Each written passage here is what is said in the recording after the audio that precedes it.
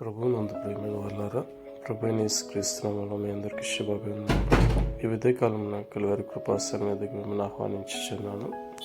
ద్వితీయోపదేశకాండము 17వ అధ్యాయము 7వ వచనంలో, మొదట సాక్షులను తరువాత జనులందరూ వాని మీద చేతులు వేయవలెను, అట్లు నీ మధ్య నుండి ఆ చెడుతనమును పరిహరింపవలను.